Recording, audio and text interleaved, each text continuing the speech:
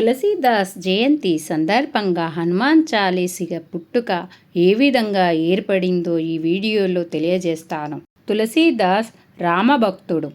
నిరంతరం రామనామ స్మరణలో, రామనామ గానంలో మునిగి బ్రహ్మానందం పొందేవాడు. ఆయనే కాదు, ఆయన గానామృతానికి పరవశించిపోయిన అనేక మంది తులసీదాస్ దగ్గరికి వచ్చి రామనామ దీక్ష తీసుకొని నిరంతరం శ్రీరాముని స్మరిస్తూ ఆనందంలో ఓలలాడేవారు. కేవలం హిందువులే కాదు, ఇతర మతాల వారు కూడా తులసీదాస్ వద్ద రామనామ దీక్ష తీసుకోవడం, రామ భజన చేయడం ప్రారంభించారు. ఇది సహజంగానే ఆయా మత గురువులకు ఆగ్రహం తెప్పించింది. మత ఛందస్వాదులు కొందరు కబీర్ మా మతాన్ని కించపరిచాయి, మత మార్పిడిలకు పాల్పడుతున్నాడని పాదుషాకి నిరారోపణ పత్రాలు సమర్పించారు.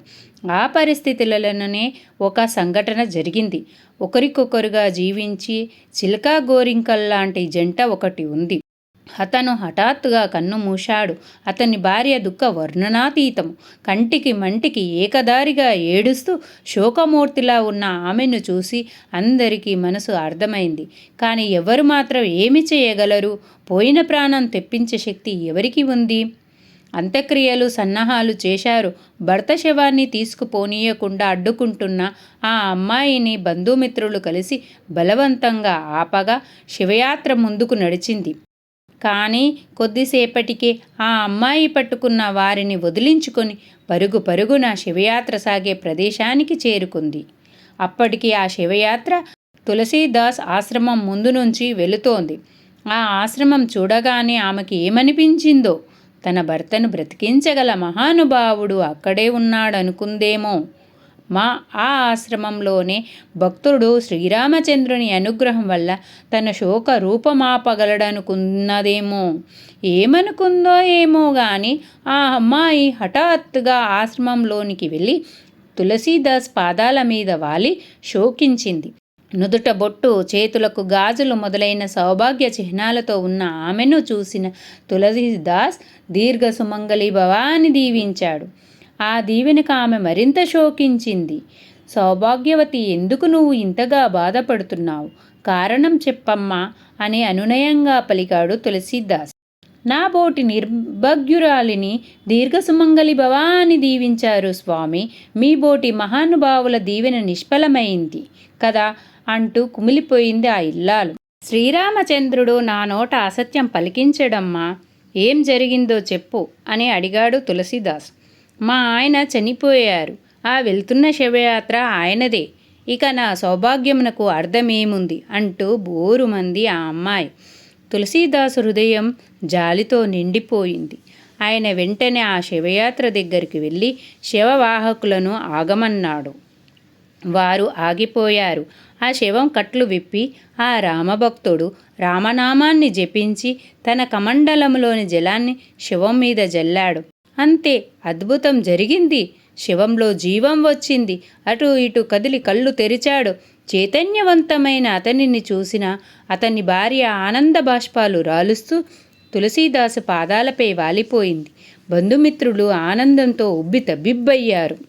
ఈ సంఘటన తర్వాత రామనామ దీక్ష తీసుకునేవారి సంఖ్య అమితంగా పెరిగిపోయింది. దీంతో ఇతర మత గురువులు ఢిల్లీ పాదుషా వారి దగ్గరికి వెళ్ళి తులసీదాస్ మత మార్పిడికి ప్రోత్సహిస్తున్నాడని అభియోగం మోపారు. విచారించడానికై తులసీదాసుని పిలిపించాడు పాదుషా. వారి మధ్య జరిగిన సంఘటనలో రామనామము ఎంతో శక్తివంతమైనది. రామనామ స్మరణ ద్వారా దేనినైనా సాధించవచ్చునని చెప్పాడు తులసీదాస్. మరణించిన వారిని బ్రతికించగలదా మీ రామనామం అని అడిగాడు పాదుషా. తప్పకుండా అని జవాబిచ్చాడు తులసీదాస్. మేము ఇప్పుడే ఒక శవాన్ని తెప్పిస్తాము. మీ రామనామ మహిమతో బ్రతికించగలరా అని సవాలు చేశాడు పాదుషా. రామనామం చాలా మహిమ కలిగింది. చనిపోయిన వ్యక్తిని బ్రతికించగలదు. కానీ జనన మరణాల వ్యక్తి కర్మల మీద, దైవ నిర్ణయం మీద ఆధారపడి ఉంటాయి.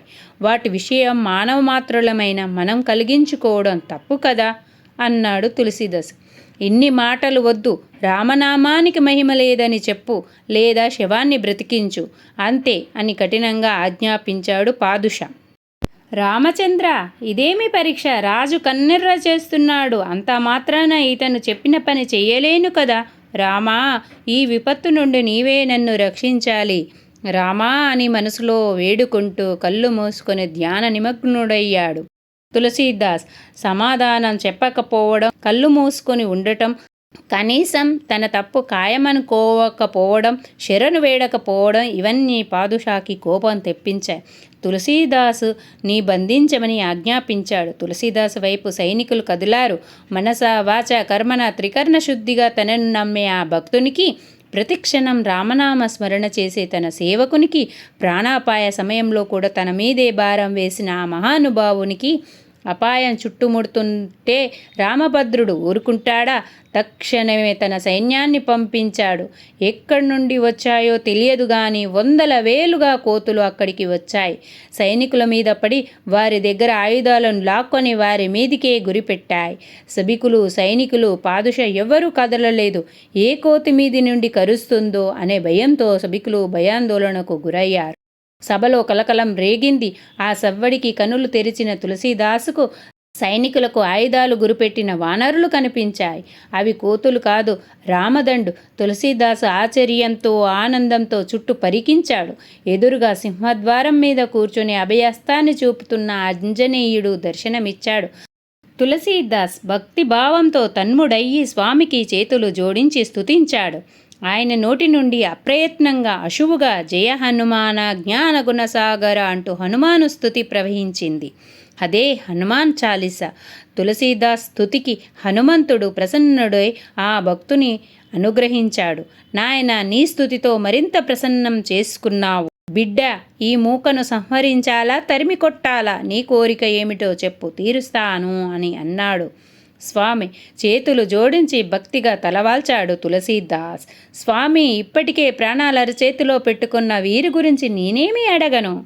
ఇప్పటికే వీరికి అజ్ఞానం తొలగిపోయింది. కానీ ఒక్క ప్రార్థన ప్రభు, ఈ స్తోత్రంతో నిన్ను ఎవరు స్తుతించినా వారికి ప్రసన్నుడవవు స్వామి. నాకు ఈ వరాన్ని అనుగ్రహించు అని వేడుకున్నాడు. ఆ మాటలకు స్వామి మరింత ప్రసన్నుడయ్యాడు. తదాస్తు అని గ్రహించాడు. నాటి నుంచి హనుమాన్ చాలీసా చదివిన వారికి స్వామి ప్రసన్నుడై అనుగ్రహిస్తున్నాడు. రామభక్త హనుమానికి జై.